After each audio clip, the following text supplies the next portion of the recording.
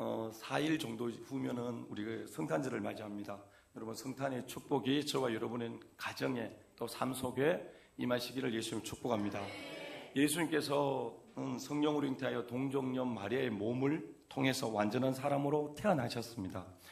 예수님은 근본 하나님의 본체시는 하나님과 동등됨을 여기지 아니하시고 보이지 않는 하나님이 보이시는 하나님으로 온전한 사람으로 이 땅에 오셨습니다.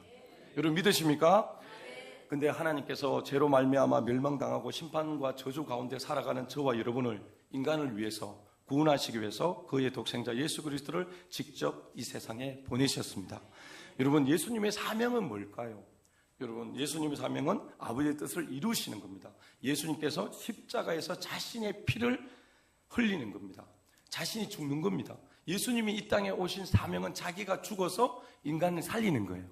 인간의 죄를 자기가 흘리신 피로 다 씻어내는 거예요. 할렐루야. 그래야 그들이 죄 씻음 받고 구원받고 영생을 주시고 풍성한 삶과 넘치는 은혜를 누리며 살아갈 수 있도록 우리에게 그 은혜를 베풀어 주신 겁니다. 맞습니다. 여러분, 저의 사명은 뭘까요? 하나님의 부르심에 순종해서 사랑과 섬김 그리고 돌봄으로 공동체를 세워나가는 사명을 받은 거예요. 다시 말하면 저와 여러분들을 어떻게 해요? 하나님의 약속의 말씀을, 생명의 말씀을 여러분에게 드리고 그 말씀을 통해서 천국까지 안전하게 갈 수 있는 길을 계속적으로 여러분들에게 나타내는 거죠. 여러분, 이 교회는요, 혼자 세워나갈 수가 없습니다. 누군가는 함께 할 때, 그렇죠. 우리가 오른손이 내 마음에 들지 않는다고 오른손을 내 손이 아니라고 말할 수 없습니다. 왼손이 마음에 들지 않는다고 해서 내 왼손도 내 손이 아니라고 말할 사람 없습니다. 이 손은 다 뭐냐? 누구 손이냐? 내 손이에요. 그렇죠. 여러분, 여기 계신 모든 분들이 올 한 해도 뭐예요? 하나가 되어서 때로는 힘든 때도 있었지만 그러나 하나가 되어서 누군가는 설거지도 하고 누군가는 화장실 청소도 하고 누군가는 성전 청소도 하고 누군가는 희생했기 때문에 누군가는 섬겼기 때문에 누군가는 그 사명을 감당했기 때문에 오늘 이 자리에 서 있는 줄 믿습니다. 그렇죠. 이 복이 누구의 복이에요? 저와 여러분의 복입니다. 그렇죠. 우리가 예배를 드리러 나오는 이것도 어떻게 보면 그 사명 가운데 하나예요. 맞죠? 누군가는 나와서 그 하나님을 배워야 되고 그 하나님을 높여드려야 됩니다. 왜? 우리 인간을 지으신 목적이 하나님을 찬양하게 하기 위해서 우리를 지으셨다고 말씀하셨고, 그렇죠. 우리는 이 땅에 하나님은 예배하는 자를 찾으신다 그랬죠. 영과 진리로 예배하는 자. 저와 여러분이 그 예배자가 되시기를 원합니다. 그렇죠. 하나님은 지금 우리가 하나님의 사람으로 살아가기를 원하십니다. 그렇다면 우리에게 하나님은 사명을 주셔서 그 사명을 감당하도록 만들어 주셨습니다. 흔히 사명이라고 하면 무언가 거창하고 대단한 일을 떠올릴 때가 참 많습니다. 하지만 그렇지 않습니다. 예를 들자면 저희 어머니를 생각해 보면 어머니는 평생 많은 자식이 아니라 2명을 키웠습니다. 2명의 자식을 낳고 2명의 자식을 키웠습니다. 열심히 봉사하거나 말씀이 깊이 연구하는 사람도 아니고 헌금도 많이 내신 분도 아닙니다.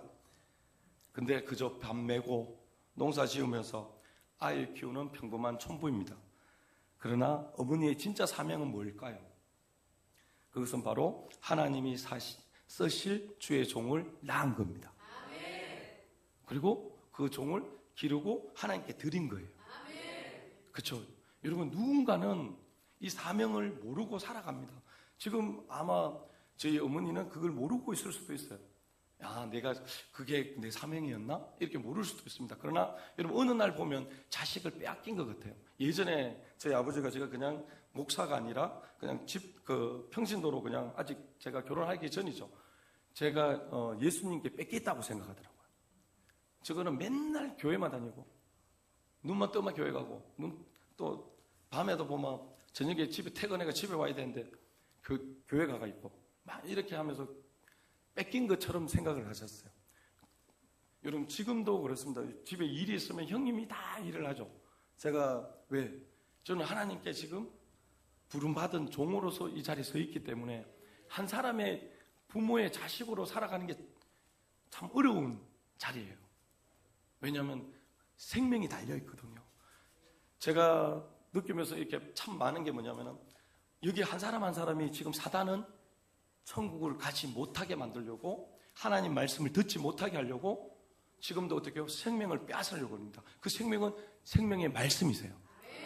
지금 또 다른 생각을 집어넣고 다른 마음을 가지게 해서 오늘 이 말씀을 듣지 못하게 합니다. 그러면 여러분 그 일을 제가 어떻게 해요? 어떻게 하든 여러분에게 그 생명을 들어갈 수 있는 길을 통로를 열기 위해서 여러분 어떻게 해요? 분주하게 오늘도 기도하고 내일도 기도하고 또 하나님 말씀을 연구하고 성령으로 말씀을 전할 수 있도록 어떻게 하든 하나님이 주신 그 사랑으로 여러분을 섬길 수 있는 자리로 갈 수 있도록 계속적으로 나를 쳐서 복종시키는 자리에 섭니다. 할렐루야. 여러분 사명은 그냥 감당할 수가 없습니다. 왜요? 내가 살아있으면 하나님 일을 할 수가 없더라고요. 내가 죽어야만 하나님 일을 감당할 수 있더라고요. 여러분 내가 어려운 상황 속에서 뭔가를 버리고 이것을 선택할 수 있는 거, 이걸 버리면 나는 죽을 수도 있어요. 육체가 살아가는 방향에서는 너무나 힘들고 어렵습니다. 그럼에도 불구하고 이것을 포기하고 하나님 쪽을 선택할 수밖에 없는 것은 하나님이 살아있기 때문이요, 하나님이 나를 선택해서 이 자리에 세웠기 때문에 나는 그 일을 감당해야 된다 이 말입니다. 여러분 옆에 분에 할게요. 나에게 주어진 사명을 감당합시다. 그렇습니다. 여러분 평범하게 보일지만 두 명의 자식을 예비하신 그 그릇이 뭡니까? 배에 넣고 여러분 상고를 겪으며 나으신 겁니다. 어머니는요 위대한 설교가가 아니었지만 설교자를 낳음으로 자신의 목을 다했다. 자신의 사명을 감당하고 있다. 예, 저는 그 얘기를 좀 드리고 싶어요. 예, 이게 위로가 될지 모르겠지만은 불러도 지금 뭐 아버지가 지금 아픈데 좀 올 수 있나? 못 갑니다. 왜요? 여기서 기도하고 있기 때문에. 여러분이 그걸 좀 알아야 돼요. 제가 그냥 누구의 자식으로 살아갈 수 있는 자리가 아니기 때문에. 여러분 우리는 그걸 몰라요. 그러니까 그냥 왔으면 좋겠고 이랬으면 좋겠다 하는데 제가 그렇게 해버리면 하나님이 저를 불렀을 때 이미 저는 그 육신의 그 부분에서 좀 떨어져 있는 상태예요. 저도 하나님 앞에 제가 할 수 있는 도리는 지금 청산에도 우리 장인어른도 살아 계셔요. 제가 할 수 있는 부분들은 제일 큰 게 사실은 기도하면서 그들이 천국으로 온전하게 가실 수 있는 길을 계속 열어드리는 거예요. 방해하는 요소가 없을 것 같습니다. 어마어마하게 많습니다. 여러분 지금도 오늘 아침에 부친하고 통화를 했어요. 왜냐하면 교회 안 나오시려고 해서 온몸이 아파 죽겠다는 거예요. 그래서 제가 전화가 왔어요. 제가 한 게 아니고. 그래서 전화를 하면서 예 아버지 온몸이 다 아파요. 좀 오늘 쉬시소. 그래서 제가 기도 한번 해드릴게요 하고 그냥 기도 드리고 이렇게 했는데 여러분 마음 같았어야 뭐 다 모시고 와서 막 어떻게도 막 하고 싶은 마음들이 있죠. 근데 여러분 제가 그렇게 할 수 있는 게 제 육신의 어떤 그 삶으로 제가 목회자를 하고 있는 게 아니거든요. 할렐루야. 사명이 다르다 이 말입니다. 하나님이 주어진 사명이 있기 때문에 그 사명을 해요. 그러나 또 아들의 사명을 감당해야 될 때도 필요가 있습니다. 또 부모로서 자식을 또 돌봐야 될 때도 있습니다. 근데 자식이 부른다고 다 갈 수 없어요. 예전에 축구한다고 했지만은 제가 뭐 우리 교회를 처음 세우고 할 때 성민이 축구한다고 할 때 제가 가지를 못했어요. 3년 동안 한 번도 못 갔어요. 그러니까 3학년 후반쯤에 갔죠. 진학을 해야 되니까. 그래서 갔던 적이 있지만 1, 2, 3학년 초반까지는 가보지를 못했어요. 데려다 주긴 했는데. 왜요? 교회 금방 시작하는데 여러분 뭐 어떻게 해야 됩니까? 하나님께 붙들어야 되고 하나님 살려달라고 애원해야 될 상황인데 내 힘으로 할 수 있는 일이 아니기 때문에 여러분 하나님의 일은 전적으로 하나님이 하시는 거예요. 여러분 절대로 착각하면 안 돼요. 내가 한다고 생각하시면 안 돼요. 부엌 일을 하는 것도 여러분 지금 교회 와서 청소하는 거 하나하나도 여러분 그게 하찮은 게 아니에요. 주님의 몸된 교회고 주님이 나를 불러서 주님의 마음을 시원케 해달라고 여러분 이 교회를 청소하게 하신 거죠. 누군가는 이 쾌적한 환경에서 누군가는 가꾸고 누군가는 이 꽃에다가 물을 주는 사람이 있기 때문에 우리가 아름다운 것을 볼 수 있는 거잖아요. 각 사람 한 사람에게 하나님은 사명을 주시고 그 사명을 감당하게 하시는 줄 믿으시기 바랍니다. 여러분 이와 같이 여러분 만남과 인생에는 필연적인 사명이 있습니다.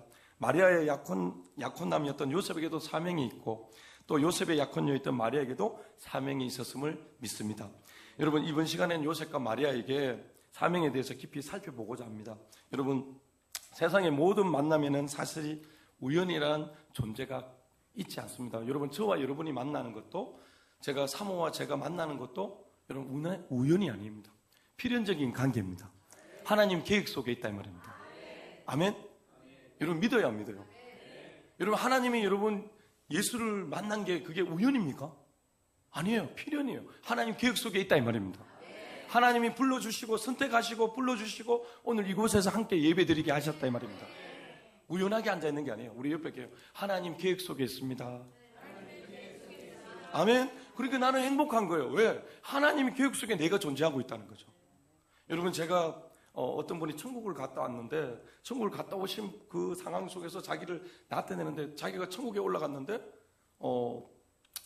자기가 죽을 던 상황은 갑자기 심장이 뻑 하면서 터지는 소리가 나서 그 다음에는 기억이 안 나는데 눈이 열리면서 천국에 도착한 거죠.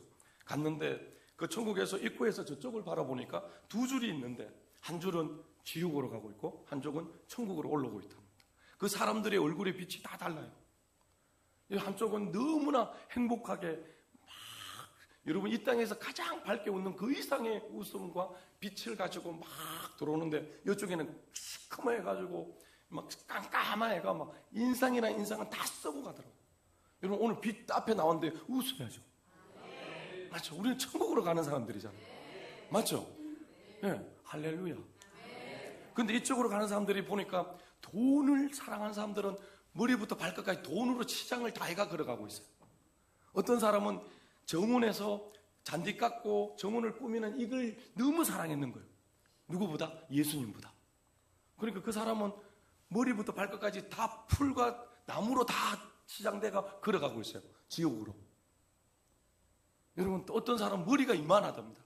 왜 머리가 큰지, 성령님 왜 저렇게 머리가 큽니까? 하니까 자는 무신론자인데 자신을 믿었다. 그래서 자신이 머리가 이만해져요. 여러분, 무슨 말이냐? 이건 실제로 있었던 일들입니다. 그분이 다시 내려와서 제가 한 영혼이라도 니는 한 영혼 살릴 사람이 아니라 많은 영혼을 살리고 그들에게 말씀을 전해야 된다. 나의 사랑을 전해야 된다. 그래서 다시 내려오셨어요. 내려오셨는데 여러분, 뭐냐면 여러분, 천국에서 여러분에게 뭘 물을까요? 사명을 잘 감당하고 왔느냐? 여러분, 최고의 사명이 뭐라고 생각하십니까? 제가 이거는 제 마음에 지금 하나님 올려주셔서 지금 나오는 얘기들이거든요. 제가 준비한 얘기가 아니에요. 여기 원고에 들린 게 한 개도 없습니다. 제가 뭔 얘기냐? 지금 하나님이 여러분들에게 천국에 도착했을 때 여러분에게 제일 먼저 물어볼 게 뭘까? 사명을 감당했느냐라고 물어볼 거예요. 그러면 그 사명이 뭘까? 여러분, 최고의 사명은 뭘까요? 하나님이 주신 계명입니다. 한번 크게 할게요. 하나님 주신 계명이다. 저에게 지금도 말씀을 하세요. 지금 성령이 제 마음에 뭐냐면 최고의 사명은 계명인데 하나님을 사랑하고 내 이웃을 내 몸같이 사랑했느냐? 천국에 도착하면 제일 먼저 묻는 게 사랑했느냐고 물어봅니다. 여러분, 성탄절을 맞이하는 저와 여러분이 과연 우리가 이 땅에 오신 예수가 어떻게 오셨어요? 내가 이 세상을 사랑해서 하나밖에 없는 아들을 보내겠다. 맞죠? 그분은 요한 1서에 가니까 사랑이시래요. 우리가 그분을 사랑한 것이 아니라 요한 1서 5장에 가니까 그분이 우리를 먼저 사랑하셨대요. 그리고 우리에게 가르치신 게 뭐냐? 사랑하라는 거였어요. 근데 우리는 지금 여러분, 오실 예수님, 이 땅에 오신 예수님을 맞이하려고 성탄절을 준비합니다.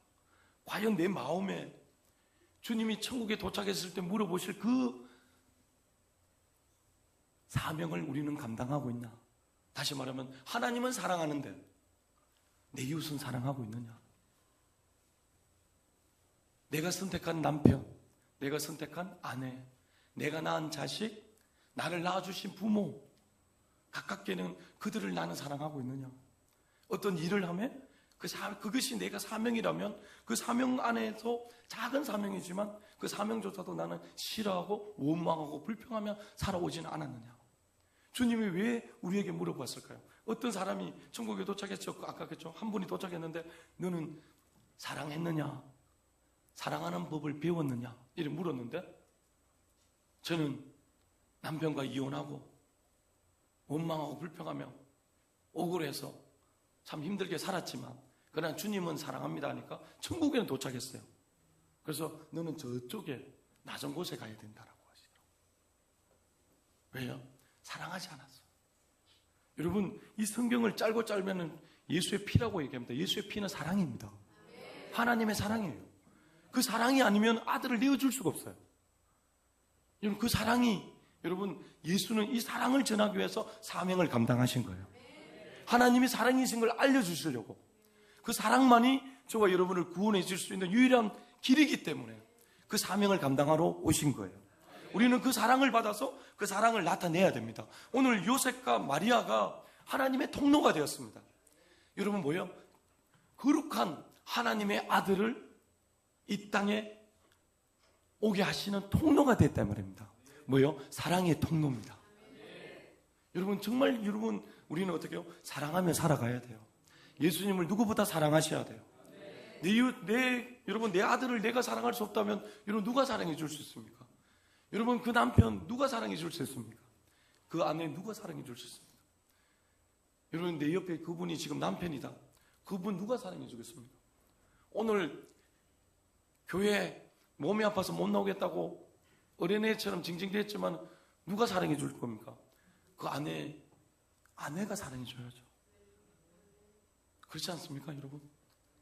여러분 누가 그분의 사랑을 알아? 누가 내 마음을, 내 사랑을 전해줄고? 이사야 선지자가 저요, 제가 가겠습니다. 제가 가서 그 사랑을 전하겠습니다. 여러분 우리가 복음이 뭐예요? 사랑을 전하는 거예요. 아멘? 아멘. 여러분 우리가 몰라서 실수할 때가 있어요. 그러나 이제는 하나씩 하나씩 깨달아가면서 그분이 지금 우리에게 회복시키는 거, 여러분 이 땅에 어떤 병도 예수 그리스도의 사랑, 하나님의 사랑 안에 있다면 다 고쳐집니다. 단지 우리가 그 사랑 안에 들어가지 못해서 실수했던 적이 너무 많은 거죠.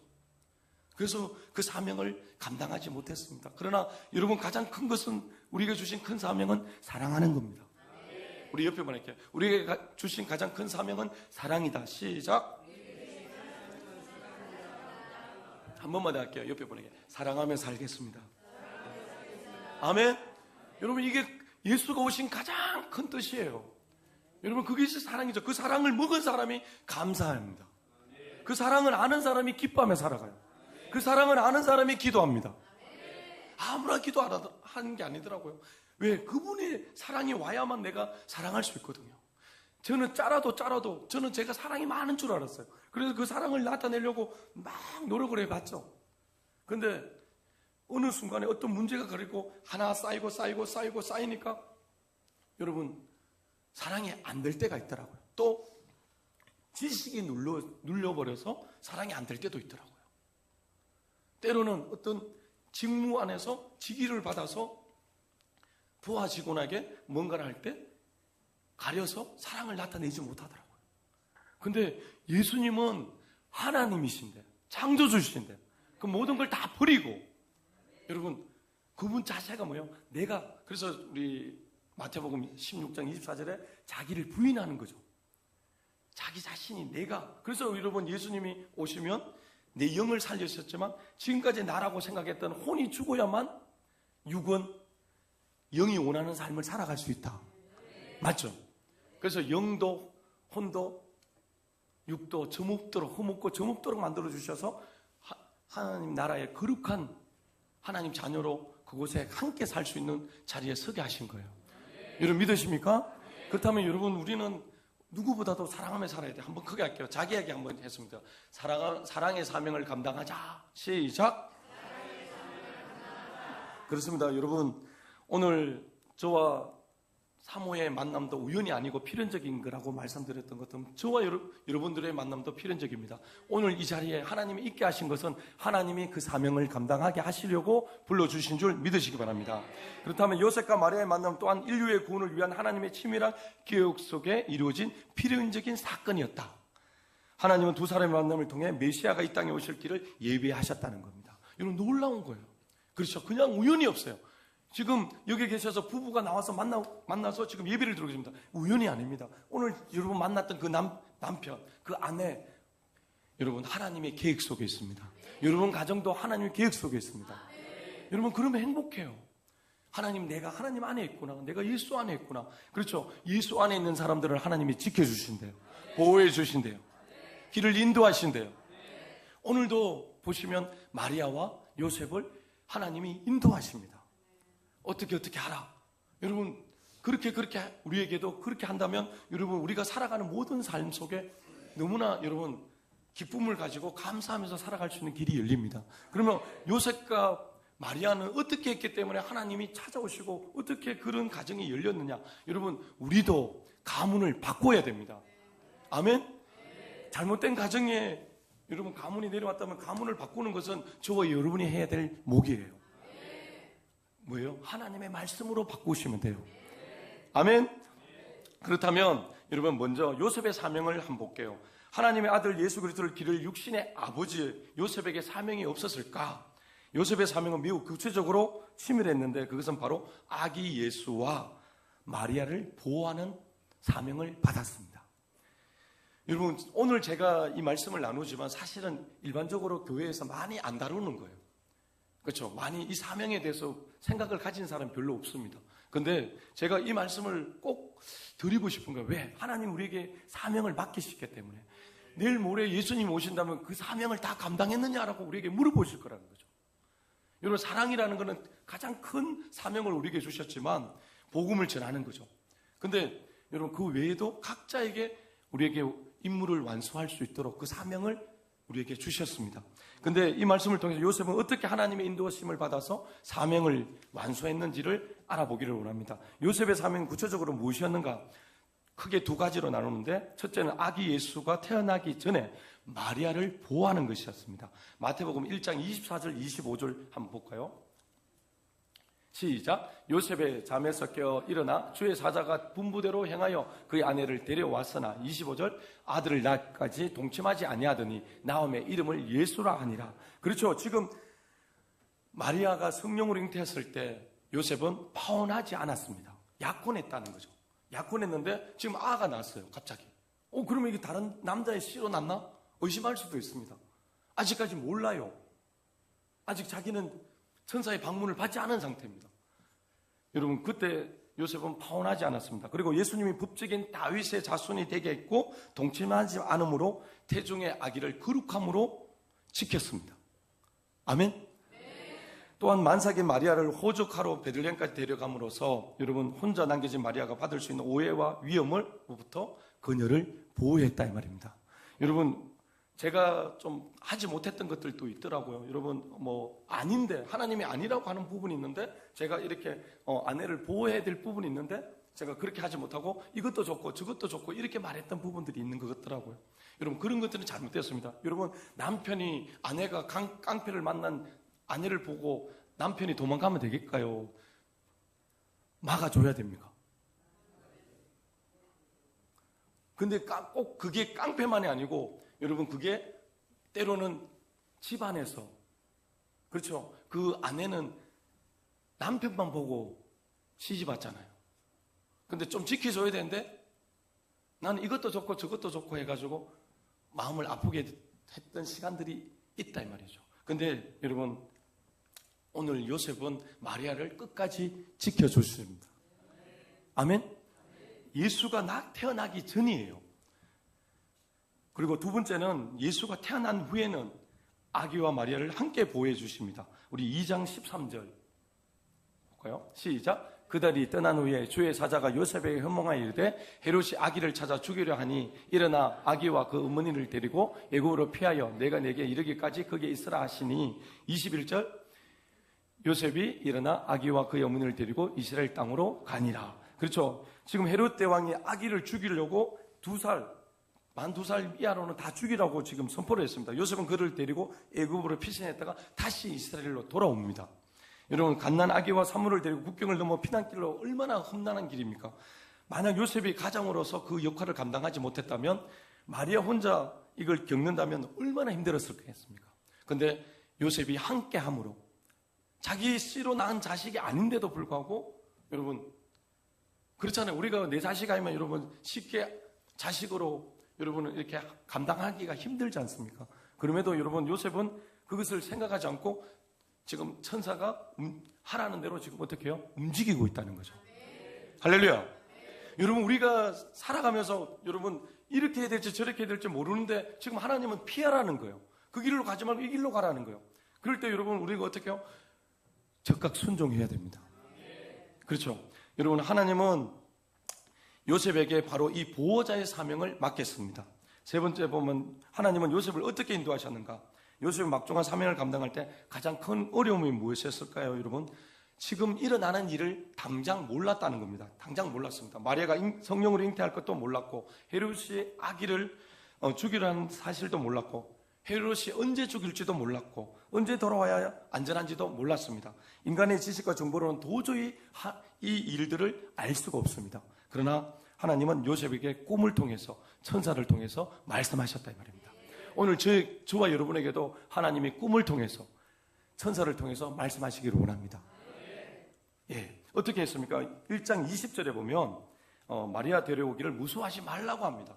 볼까요? 시작. 이 일을 생각할 때 주의 사자가 현몽하여 이르되 다윗 자손 요셉아 내 아내 마리아 데려오기를 무수하지 말라. 그에게 잉태된 자는 성령으로 된 것이라. 그렇죠. 이걸 우리가 듣게 되면 지금 다른 사람과 잔 게 아니라 지금 하나님이 성령으로 하나님의 힘으로 그 아이를 출산시켰구나. 할렐루야. 그렇죠. 지금 잉태하게 만들어 주셨구나 하는 걸 깨닫게 합니다. 그 다음에는 헤롯이 죽이려는 것도 경고하십니다. 우리 볼까요? 2장 13절 한 번 더 볼게요. 시작. 그들이 떠난 후에 주의 사자가 요셉의 현몽하여 이르되 헤롯이 아기를 찾으러 죽이려 하니 일어나 아기와 그 어머니를 데리고 애굽으로 피하여 내가 내게 이르기까지 거기에 있으라 하시니 피하라고 얘기하십니다. 오늘도 여러분이 가는 길에서 잘못된 길이니까 피하라고 말씀해 주면 얼마나 좋을까요? 그럼 그런 일이 있기를 예수님 축복합니다. 19절을 볼까요? 19절 시작. 헤롯이 죽은 후에 주의 사자가 애굽에서 요셉에게 현몽하여 이르되 그렇죠. 지금 가라는 거예요. 이스라엘로 다시 가라는 거예요. 이제는 끝났으니까. 그렇죠. 여러분 그런 일들이 여러분이 있어야 됩니다. 그렇습니다. 요셉은 영적으로 매우 민감하고 순정적인 사람이었습니다. 순종하는 사람이다. 여러분 하나님이 어떤 사람을 쓸까요? 영적으로 민감하고 순종하는 사람을 쓰십니다. 아멘. 우리 옆에 분 할게요. 집사님 우리 영적으로 민감하고 순종합시다. 그렇습니다. 여러분 요셉은요 꿈을 꿀 때 이건 개꿈이라고 얘기 안 했어요. 우리 같으면 이거 개꿈인가 하나님이 주신 건가 몰라가지고 헷갈릴 때가 있습니다. 근데 개꿈이라고 해서 결코 무시하지 않고 요셉은 즉시 일어나서 마태복음 2장 14절을 보면 베들레헴으로 떠났다고 됩니다. 즉시 일어나서. 이 말은 뭐냐? 즉각 순종이에요. 그렇죠. 우리에게 필요한 거는 하나님이 뭔가 감동이 있고 뭔가 우리에게 말씀하실 때는 즉각 순종해야 됩니다. 하나님은 우리가 감당할 수 없는 일을 하게 하실 때는 반드시 피할 길과 갈 길을 알려주십니다. 때로는 꿈으로, 때로는 사람을 통해서, 때로는 말씀을 통해 세밀하게 우리를 인도하십니다. 중요한 것은 그 신호를 알아차릴 때 즉각 순종이 필요합니다. 또한 여러분 나세렛 사람이라고 칭호를 합니다. 그런데 우리 성경을 찾아보면 구약에는 나세렛이라는 이름이 나오지를 않습니다. 근데 우리 마태복음 2장 23절에 가보면 나세렛에 가서 삶으로 어떻게 됐냐 한번 읽어볼까요? 시작. 나세렛 동네에 가서 산이 있는 선지자라고 하신 말씀에 나세렛 사람이라 칭하리라 하심을 이루려 하심이라. 근데 이거 어디서 이루냐 이거죠. 이사야서 11장 1절에 여러분 나와 있어요. 한번 읽어볼까요? 시작. 이새의 줄기에서 한 싹이 나며 그 뿌리에서 한 가지가 나서 길실할 것이요. 그러면 여기서 여러분 뭐냐면 가지예요. 가지. 가지는 번역되면 히브리어 원어로 보면 답이 나와요. 원어를 보면 이 가지는 네체르라고 되어 있습니다. 네체르는 그 당시에 마태가 볼 때 그 지역의 지명을 말하고 있습니다. 근데 지명이 이제 나체르인데 여러분 그때 불릴 때는 네체르라고 불렀습니다. 네체르. 네체르가 어떻게 해요? 나세렛으로 통용되어서 나온 거예요. 그래서 다시 말하면 가지, 그 가지에서 곧 나세렛 사람이 되셨다고 선포하고 있는데 이새의 뿌리에서 한 순이 이 가지가 자라서 돋아날 것이 예언하고 예수께서 이새의 후손이 아니라 이새를 창조하신 신이요 이새의 아들을 다윗을 창조하신 하나님이라고 말씀하고 있는 거예요. 이해가 되십니까? 여러분 이해가 되세요? 다시 말하면 나세라는 이름이 칭하신다. 예수가 이름 뭐예요? 나사렛 예수입니다. 그러면 예수가 나사렛에서 사실 거라는 것을 말한 것이 이사야서 11장 1절에 이 가지라는 통해서 지금 예수님이 나사렛에서 나실 것에 대한 분명한 얘기가 있다 이 말입니다. 미가서 5장 2절에 가면 예수님이 베들레헴에 나실 걸 분명하게 말씀하십니다. 그러나 나사렛이라는 부분은 여러분 이게 가지라는 원어를 찾아가지 않으면 우리가 알 수가 없습니다. 그래서 여러분 요셉은 호적하러 갈 때 베들레헴의 그녀를 데리고 갔고 그래야 메시아가 다윗의 고향인 베들레헴에 탄생할 것을 예언을 성취했습니다. 그리고 애굽으로 피신했다가 다시 나사렛으로 돌아왔고 천사의 지시를 받아서 베들레헴 유대 땅에 살 것을 또 예언했습니다. 그러므로 그들은 모든 여정은 결코 우연이 아니었습니다. 나사렛 사람이라는 그 하나님의 예언된 성취가 이루어졌고 또 하나님은 치밀하게 섭리로 이루어 가셨고 요셉은 사명을 감당했다. 아멘? 예. 그렇다면 여러분 마리아의 사명은 뭘까요? 마리아의 사명도 이와 같습니다. 그녀가 직접 십자가를 지시지는 않았지만 여러분 기적을 행하지는 않았지만 그녀의 사명은 하나님의 아들을 잉태하고 낳고 기르는 일을 하셨다. 아멘?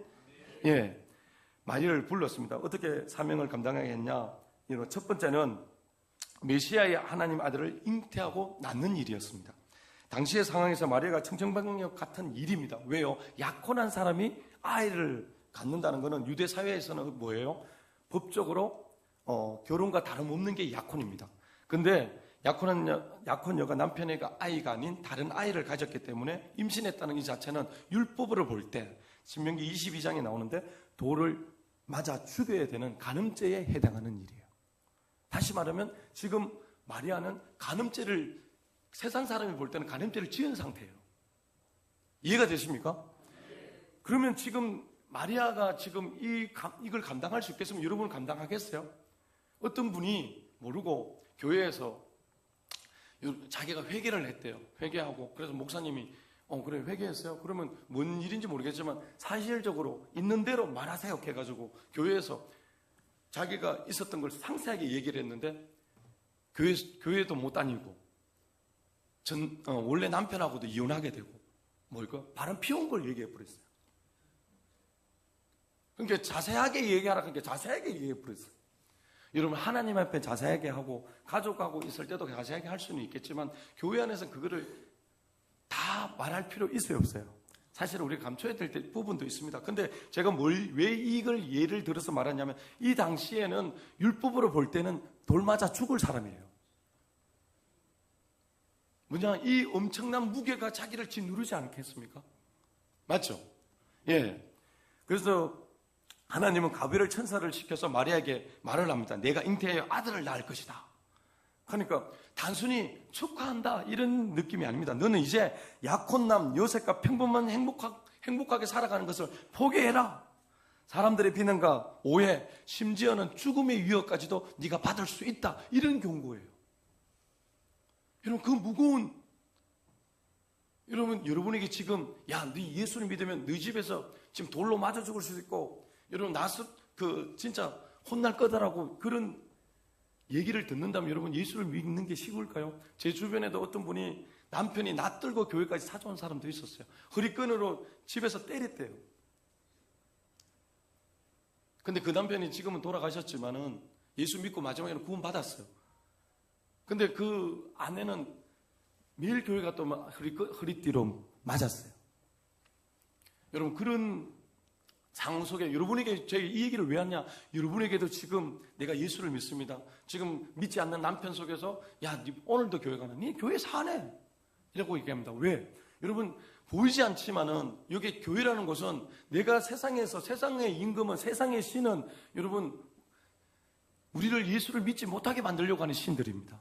그 가운데 교회를 두시고 어떻게 보면 이것이 피난처입니다. 교회가 피난처고 여기 와서 내가 그냥 그래도 아무 말도 안 하고 내가 여기서 울분을 토하고 내가 세상에서 스트레스 받았던 거 아팠던 걸 여기서 다 쏟아냅니다.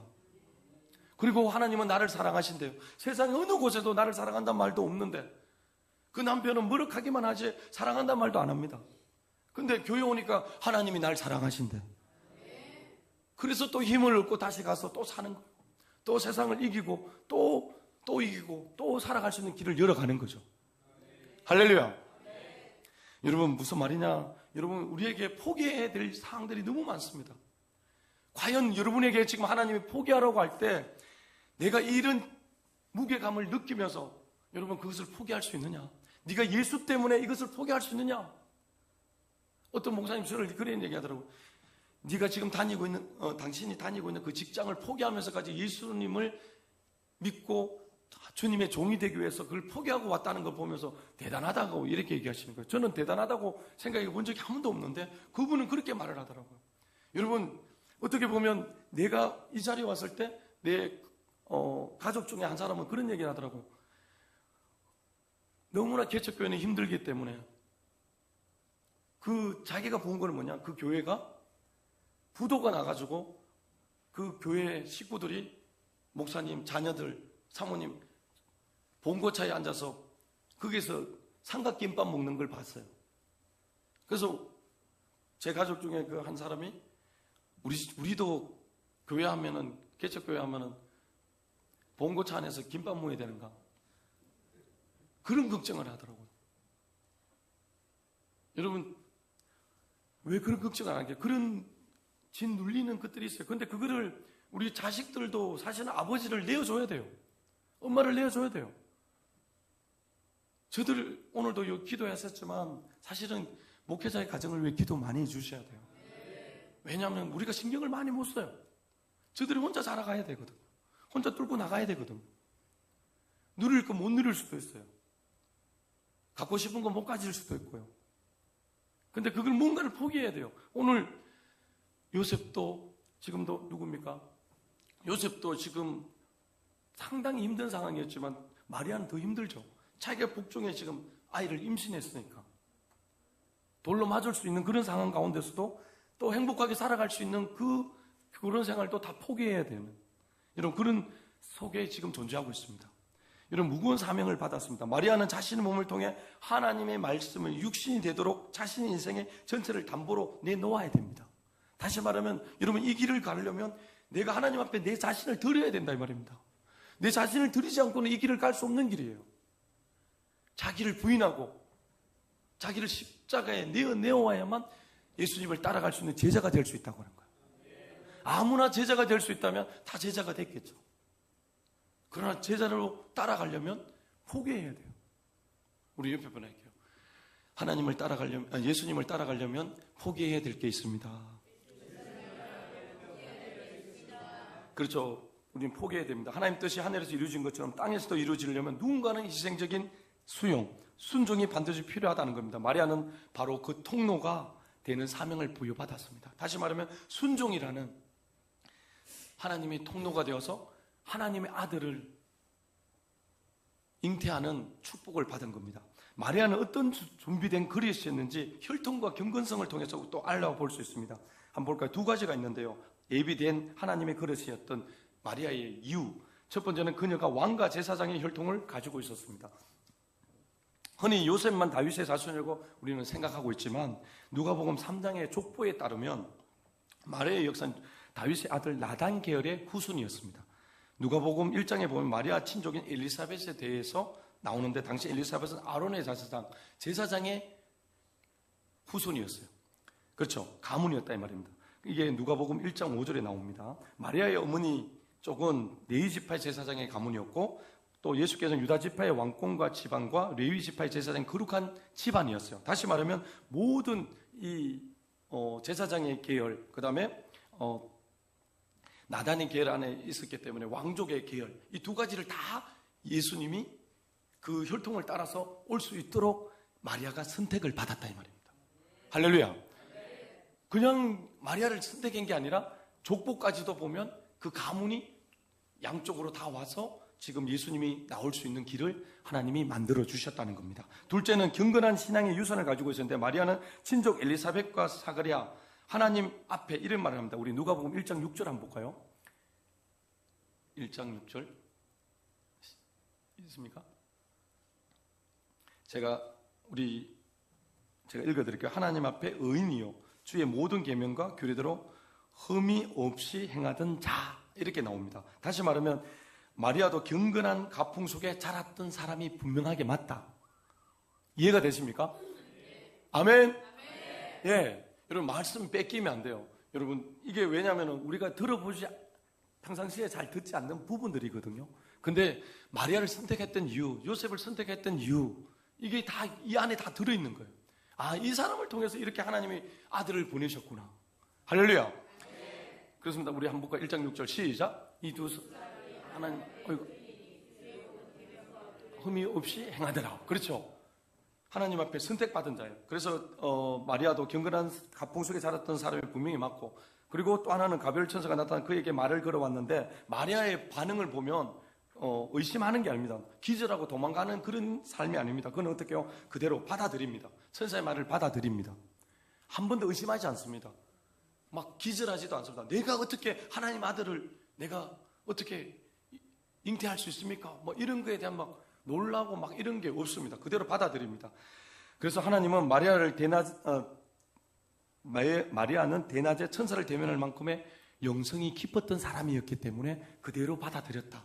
다시 말하면 여러분, 우리가 평상시에 영성을 길러야 돼요. 그렇죠. 하나님 말씀을 읽고 듣고 그 가운데 지키는 자가 되어야 되고, 그리고 날마다 성령과 교제하고 성령을 내 마음에 모셔드리는 그 성령님과 함께 동행을 해야 돼요.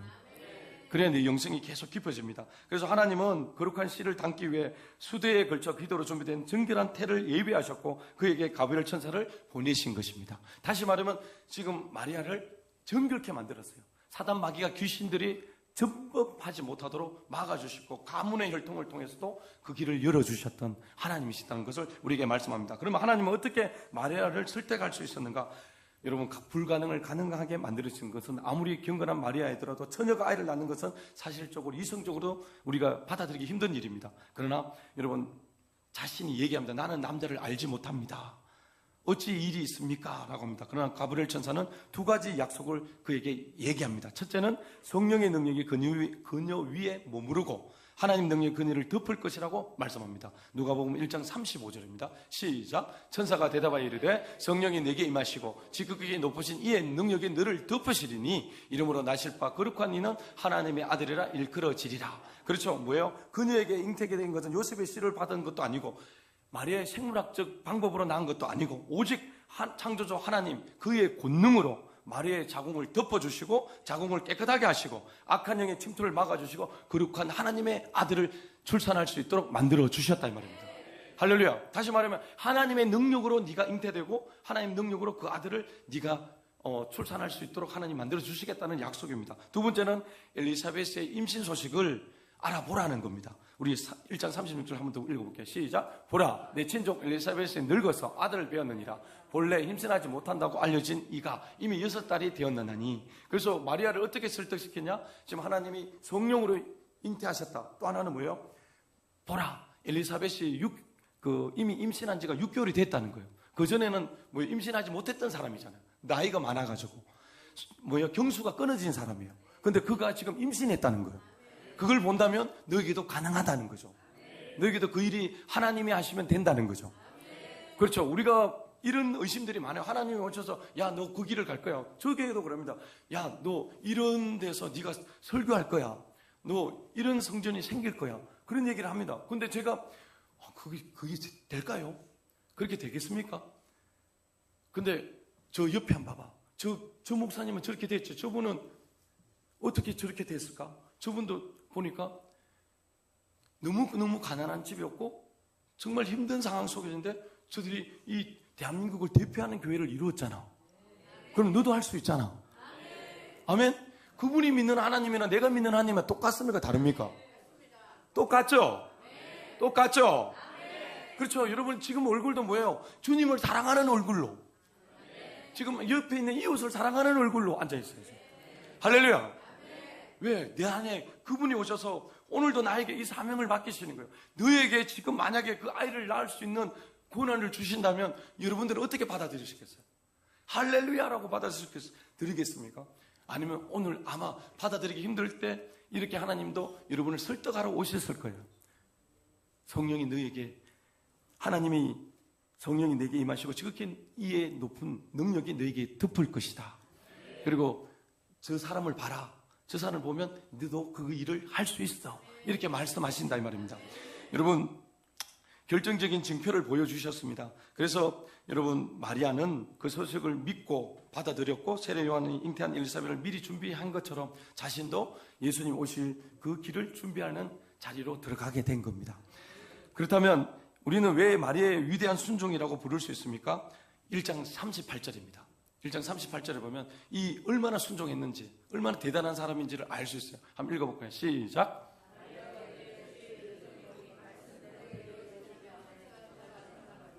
야, 대단하죠? 여러분, 그냥 한마디예요. 우리 백부장의 믿음 보셨죠? 주님 말씀만 하옵소서 내 하인이 낫겠나이다. 그러니까 우리가 뭐냐면 성경에서 우리가 기적을 체험하지 못하는 이유가 뭐예요? 믿음이 없었어요. 지금 마리아는 그대로 믿습니다. 돌 맞아 죽을 수도 있고 행복이 다 깨어지고 자기는 살아가는 모든 게 다 이제는 인간으로서의 삶은 끝이 났다고 생각할 수 있는 그 순간에도 자신은 이렇게 말합니다. 주의 여종이오니 말씀대로 내게 이루어지이다. 주님 말씀한 대로 내게 이루어지게 하소서. 나는 그대로 받아들이겠습니다. 얼마나 큰 믿음입니까? 대단한 믿음입니까? 여러분에게도 이런 일이 있을 때 그대로 받아들이십시오. 나는 아버지 귀찮습니다. 나는 하지 마세요. 그렇죠? 나는 못합니다. 왜 나한테 이런 거 하락합니까? 그래서 도망 다니잖아요. 우리가 제일 힘든 게 뭐예요? 교회 다니다가 갑자기 누가 찾아와가지고 주의 종하에 종으로 길을 가라. 이렇게 하면 제일 힘들어합니다. 맞죠? 뭐 들어보신 분이 없어서 그랬는지 모르는데 저는 뭐 고등학교 3학년 때 처음 들었거든요. 신학교 가라 하는 거예요. 우리 집에는 신학교 갈 형편이 안 됩니다. 기도해 줄 사람도 없고 예수도 저 혼자 믿고 정말 이렇습니다라고 얘기했는데 여러분 그런 소리를 듣고 잠긴 사람이 있을까 없을까? 많습니다. 예, 기도하는 권사님들이라고 말하면서 와가지고 아이고 저 안 되지, 일 안 되지, 주의 종의 길을 가라 이런 식으로 해가지고 또 갔다가 잘못된 분들도 있어요. 선교사님들 가운데 선교사로 나가서 제가 듣기로는 어느 지역인데 어마어마하게 지금 택시 운전하고 난리가 났습니다. 해외 가가지고도. 왜일까요? 부르심에 대한 확신은 자기가 받아야 되고 그래서 자기가 그 일을 감당해야죠. 하나님이 함께 하셔서 그 일을 감당해야 되는데 자기가 응답을 못 받고 다른 사람이 얘기 듣고 그 길을 가니까 택시 운전을 하는 거죠. 지금. 할렐루야. 여러분 하나님의 우리가 가야 될 사명에 대한 어떤 주의 종의 길인 이런 것들은 응답을 받아야 됩니다. 그래서 지금 마리아는 자기에게 말씀하시는데 주님 말씀대로 이루어지게 하십시오. 나는 받아들이겠습니다. 여러분 이런 신앙이 우리에게 필요합니다. 아멘. 네 알겠습니다. 이 정도가 아니라 저는 약혼이 깨어져도 좋습니다. 사람들이 나를 부정한 여자라고 손가락질해도 좋습니다. 심지어 돌을 맞아도 좋습니다. 주님 뜻이라면 내 몸을 드리겠습니다. 이게 거룩한 제물로 내 삶을 드리는 지금 마리아는 참다운 예배를 드리고 있는 거예요. 이해가 되십니까? 여러분 예배가 이 예배예요. 주님 말씀만 하옵소서. 말씀대로 되게 하십시오. 주님 나를 마음껏 쓰십시오. 오늘 찬양할 때도 그냥 찬양이 아니라 하나님 나를 도구로 쓰십시오. 찬양의 도구가 되어서 하나님을 높이고 저 영혼들에게 제가 조금이라도 영향력을 끼칠 수 있도록 도와주시옵소서. 저들에게 유익을 끼치는 통로가 되게 하여 주시옵소서. 그게 내 기도가 되고 내 사명이 될 때 하나님은 강력한 역사를 만들어내신다 말입니다. 할렐루야. 여러분 PPT 띄우는 것도 어떻게 보면 보고할 것 없는 일일 수도 있습니다. 근데 그걸 띄우면서도 내가 행복하게 하나님이 야, 네 그거 하찮은 건데 할 수 있겠나? 이거 좀 중요한 거 시킬 수 있어. 우리는 그렇게 할 수 있어요. 근데 여러분 그 하찮은 일일지라도 아멘 할렐루야 하겠습니다. 그냥 순종하고 하는 거죠. 그러면 기쁨이 찾아오는 거죠. 여러분 우리는 그런 믿음이 우리에게 있어야 됩니다. 여러분 말씀이란 여기서 보면 말씀이란 뭐냐? 레마입니다. 기록된 말씀이 로고스인데 이 나에게 구체적인 사건으로 다가올 때 레마가 되는 거예요. 하나님이 말씀하시는데 이 말씀이 구체적인 사건으로 내게 다가올 때 레마가 된다면 살아있는 말씀이 된다 이 말입니다. 살아있는 말씀으로 자기는 받아들였다 이 말입니다. 아멘. 예, 그러니까 하나님이 이 말씀을 통해서 자신의 운명을 바꾸어 가는 거죠. 여러분 하나님의 아들을 잉태할 수 있는 자리로 자기가 순종할 때 잉태하게 되는 거예요. 하나님이 내가 그렇게 될 거라고 말을 하지만 순종하지 않으면 절대로 이루어지지 않습니다. 여러분 사무엘상 15장 22절에 어떻게 말씀하시냐? 시작. 사무엘이 이르되 여호와께 번제와 다른 제사를 그의 목소리를 청종하는 것을 좋아하신 것 같이 좋아하시겠나이까? 순종이 제사보다 낫고 듣는 것이 순양의 기름보다 나으니 그렇죠. 하나님은 순종을 제사보다 더 기쁘게 여긴다 이 말입니다.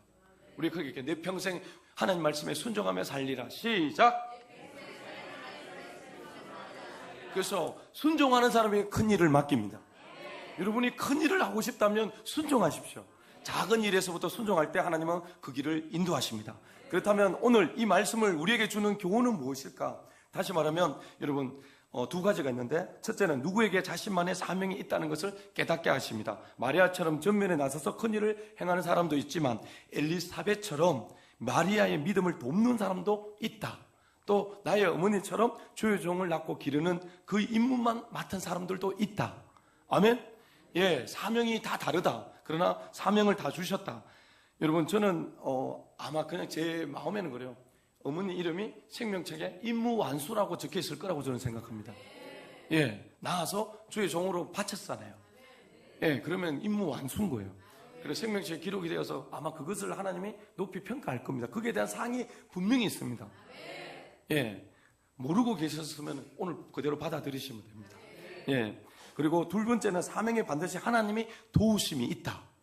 아멘. 내가 하나님이 그냥 가라고 하는 게 아니라 하나님 반드시 그 사명을 맡길 때 도와주신다. 도와주신다. 그렇죠. 맨 땅에 헤딩하라고 하나님이 하시지 않는다. 우리 옆에 보낼게요. 하나님의 사명을 맡길 때 맨 땅에 헤딩하라고 하지 않는다. 그렇죠. 우리는 맨 땅에 헤딩하라 하는 줄 알고 막 싫어하거든요. 왜 내가 해야 되냐고. 왜 내가 해야 되냐고. 내가 이거 하면 내가 힘들거든요. 근데 오늘 마리아는 자기를 바쳤죠. 하나님 앞에 내어드리죠. 우리의 복 받는 사람이 다르죠. 제가 뭐 어느 곳에 갔다 왔는데 거기에 가니까 우리 성도님들이 깨달은 게 제일 큰 게 뭐냐면, 아이고 목사님 참 내가 그거 갔다 와서 깨달은 게, 그걸 깨달아야 돼요. 뭐냐면은, 야, 밥을 했는데 밥 다 먹고 설거지 다 했는데 손님이 왔는데 똑같은 상을 차려서 내는 거예요. 근데 얼굴에 기쁨이 넘치는 거예요. 원망 불평하니까 뭐 좀 더 드릴까요? 아이고 그래요. 좀 더 드릴까요? 막 이렇게 하는 거예요. 그리고 좀 이따가 돌 나르러 가는데, 돌 나르는 사람 남자가 아니고 여자분들이 돌을 나르는데 행복하게 막 돌을 나르고 막 기계를 싸면서 막 밀고 가는데 기쁨이 막. 그리고 그분들은 뭐냐, 아이고, 우리는 양파 까는데도 막 니 좀 까라. 니 뭐 몇 개 깠노? 저거는 한 개 까고 집에 가네. 이렇게 했던 우리가, 그거는 돌 막 나르고 있는 거 보면서, 야, 돌 나르면서 저렇게 기쁘게 행복하게, 내일 또 일하면 돌 또 날라야 되는데, 그리고 부엌에가 또 음식 만들어야 되는데도 기쁨으로 예야 막 하는데도 그냥 예 감사하고 막 돌 나르고 또 먹은, 그 있는 돌 한정 없더라고요. 한 달 동안 돌 나를 수도 있는데, 그런데도 그 기쁘게 나르는데 우리는 내가 하는 일도 하기 싫어서 안 하잖아요. 그 일에도 하나님이 맡겨주셔서 내가 직장을 주셨는데 기쁨으로 섬겨야 되는데 그렇지 않죠. 또 우리가 교회에서 맡기는 거, 하나님이 이런 얘기를 하시다. 교회에서 맡기는 일에 대해서 하나님 저한테 이런 말, 야 그거 저는 그렇게 생각했거든요. 여러분 12월 달 되면 딱 적어가지고 내면서 여러분 섬길 자리를 여러분이 마음에 오는 대로 섬기세요 이렇게 하잖아요. 그래서 여러분이 자원해서 섬기는 걸로 저는 이렇게 했는데, 하나님은 저한테 뭐라고 하냐면, 야 그거 내가 명령한 건데 여러분이 체크하는 게 아니고 체크하게 한 건 내가 한 거라고 하더라고요. 그 말이 뭐냐, 교회는 하나님의 예수 그리스도의 머리시여 예수의 몸된 교회입니다. 교회는 하나님의 명령으로 움직이시는 교회예요. 말씀에 순종하면서 살아가는 교회예요. 하나님 나라라입니다. 우리가 착각하고 있는데 이것이 아니라 하나님 나라예요. 이해가 되십니까? 작은 거 하나에도 순종하고 감사하고 기뻐하면서 가야 될 곳이에요. 그래서 어떤 거냐, 불평불만하면 천국에 가면, 여러분 제가 했지만 현지에서도 여러분 불평불만한 사람이 옛날 구약에도 12명의 정탐꾼이 갔다가 2명이 뭘 했습니까 여러분? 2명이 뭐 했습니까? 믿음의 말을 했고 10명은 부정적인 말을 하면서 원망했고 현실 세계만 말했어요. 이렇게 되는데 우리는 가면 안 됩니다. 가면 죽습니다. 이렇게 했고, 두 사람은 가도 삽니다. 하나님 그 땅을 우리에게 주셨습니다. 그들은 우리 먹입니다. 우리 밥입니다. 이렇게 얘기했어요. 전혀 다른 생각이에요. 근데 그곳에 불평불만했는데 성경이 기록된 그 외에 성경과 같은 비슷한 내용들이 있는 게 외경 정경이라고 합니다. 그곳에는 이 내용들이 좀 더 자세하게 나와 있는데 10명의 정탐꾼들이 어떻게 됐냐? 혀가 배꼽까지 길어져 나왔어요. 기록이 됐습니다. 그런데 현대판에는 이런 혀가 길어 나오는 일이 있느냐 없느냐? 있습니다. 얼마 전에 팔공산에 있는 어느 사모님이 혀가 만발이 나와 버렸습니다. 이까지 길어져 가지고 파티마 병원에 가면 기록이 남아 있답니다. 혀가 길어져 가지고 자식이 차를 태워 가지고 갔어요. 가서 혀가 이래 나왔는데 이거 어떻게 됩니까? 의사, 내가 이때까지 본 적이 한 번도 없습니다. 어떻게 이렇게 혀가 나오는지. 근데 방법은 혀를 잘라내야 됩니다. 그리고 그 소리를 듣고는 너무 놀래가지고 의사하고 아들하고 이야기할 동안 엄마는 화장실 간다고 해가지고 택시 타고 기도원을 갔어요. 기도원에 가서 그 기도원의 목사님하고 대화를 하면서 회개하기 시작했습니다. 회개할 때마다 혀가 줄어듭니다. 할렐루야. 제가 왜 회개를 계속 강조하냐? 성경에 회개하라고 되어 있기 때문에. 우리 거짓말을 하면 거짓말을 얼마나 했고 생각으로 얼마나 거짓을 생각을 많이 했습니까? 미워하는 생각, 원망하는 생각, 불평하는 생각 얼마나 많이 가지고 있습니까? 내 마음에 안 들면 다 해요. 내 마음이 주인이에요. 예수가 주인인데, 하나님 말씀이 주인인데 늘 그렇게 사는 거예요. 그러면서 나는 착각하고 살아가죠. 나는 구원받은 건 줄 알고. 구원받았지만 그 구원을 이루어 가야 되는데. 아멘?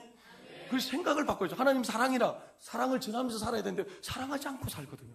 아직도 내가 원하면 용서하고 원하지 않으면 용서하지 않습니다. 여러분, 그게 지금 사명을 받았는데 그 사명을 실천하고 살아가느냐? 실천하려면 어떻게 해요? 용서해야죠. 네가 땅에서 용서하면 내가 하늘에서 용서하겠다. 네가 땅에서 풀면 하늘에서 풀리리라. 그래서 내가 땅에서 내가 다 맡고 있어요. 내가 다 맡고 축복을 다 맡고 있으면서 내 가정의 복도 내가 다 맡고 있는 거죠. 내가 빨리 내 마음에 있는 것들을 풀어내야죠. 여러분, 구약의 말씀들이 지금도 이루어지고 있고 신약의 말씀들이 지금 계속, 왜? 하나님은 살아계시니까. 시퍼렇게 눈 뜨고 여러분 다 보고 있어요. 뭔 불평하는지, 뭘 구하고 있는지. 여러분 10명의 문둥병자를 고쳤는데 왜 한 명만 하나님 앞에 감사했느냐? 감사하는 사람이 없다 이 말입니다. 감사하려도 감사의 마음이 없는 거예요. 왜? 감사할 건더기가 있어야지. 뭐 돈이라도 생기든지 자식이 잘 되든지 뭐 이래도 돼야 되는데 아무것도 없어요. 왜? 여러분이 쳐놓은 건물이 뭐예요? 내가 보이는 세상에서 잘 되는 것만 생각하는 거죠. 하나님이 나를 하나님 나라에 예수님과 같은 자리에 앉혀서 우리를 복되게 하시고 그 자리에 보좌에 앉는 축복을 주신다고 하는데도 그에 대한 기쁨이 없어요. 내가 나를 죄에서 영원한 지옥불에 형벌에 처해서 우리가 불꽃에 타서 죽을 수 있는 존재인데도 불구하고 우리를 건져내셔서 아들을 희생하셔서 그분을 사랑을 베푸는데, 은혜를 베푸는데 그 사랑을 알지 못하고 은혜를 모르고 살아가는 그 존재들을 바라보면서 하나님이 얼마나 마음을 아프시겠습니까? 여러분, 성탄이라고 뭘까요? 그분이 왜 오셨냔 말이에요. 그분이 우리에게 뭘 전하고 싶을까요? 뭘 전하려고 오셨을까요? 여러분이 예수를 왜 믿습니까? 여러분, 하나님은 저에게 그런 질문을 하십니다. 네가 왜 종이 되었니? 네가 왜 예수를 믿고 있니? 네가 왜 교회 다니니? 네가 이 자리에 왜 서 있니? 저는 알아요, 여러분. 하나님 사랑, 영 사랑해야 돼요. 그거 외에는 방법이 없어요. 여러분, 내 사명을 잊어버리니까 감사가 식기 시작하고. 여러분, 여기 한번 올라오기 위해서 제가 얼마나 하나님 앞에 기도한지 압니까? 왜? 내 안에서 독이 들어가서 내 안에 독이 가득해요. 그 독이 제 입술을 통해서 여러분에게 들어가면 여러분 다 죽습니다. 여러분, 그 짓을 제가 한다면 하나님 앞에 저는 사꾼이라고, 거짓이라고, 너는 제가 주님 방언도 하고 제가 귀신도 쫓아내고 병도 고쳐. 아니, 난 너 몰라. 난 너 몰라. 그럼 난 끝이 납니다. 선생된 자가 죄가 무겁다고 얘기했어요. 저는 이 자리에 한번 서기 위해서 목숨 걸고 기도합니다. 왜요? 하나님 말씀을 전해야 되기 때문에. 내가 하는 게 아니에요. 여러분에게 지금 말씀하시는 이가 하나님이심을 믿으시란 말이에요.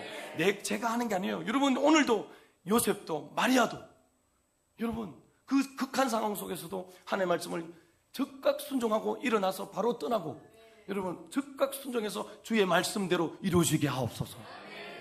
여러분, 우리는 그렇게 받아들이고 오늘 내 안에 기쁨이어서 누가 손가락질하더라도 내가 예수 믿는 걸 절대로 부끄럽게 여기지 마시고 어떻게 하든 그들을 복음을 전할 수 있는 존재의 자리에 서야 됩니다. 아멘. 하나님이 나를 사랑하셨어. 외롭고 힘들고 고통스럽게, 여러분 지금도 나 혼자인데 누구도 내 가족들이 나를 잘 보지 않는데 자기들이 필요할 때면 나를 찾는데 그러나 하나님은 내가 필요할 때 찾는 분이 아니라 나를 사랑하셔서 오신 분이에요. 지금도 내가 좀 죄를 짓고 또 실수해도 그래도 너는 내 자녀니까, 너는 내 자녀니까 하면서 사랑해 주시고 또 붙잡아 주시고 또 일어서라고 말씀하십니다. 오늘 여러분, 우리가 마리아가 요셉이 만났던 이 예수님을, 이 하나님을 우리가 만나야 됩니다. 오늘 말씀대로 이루어지옵소서. 내게 주신 사명을 감당하겠습니다. 마리아 요셉처럼 나도 그 사명을 감당하는 존재가 되겠습니다. 이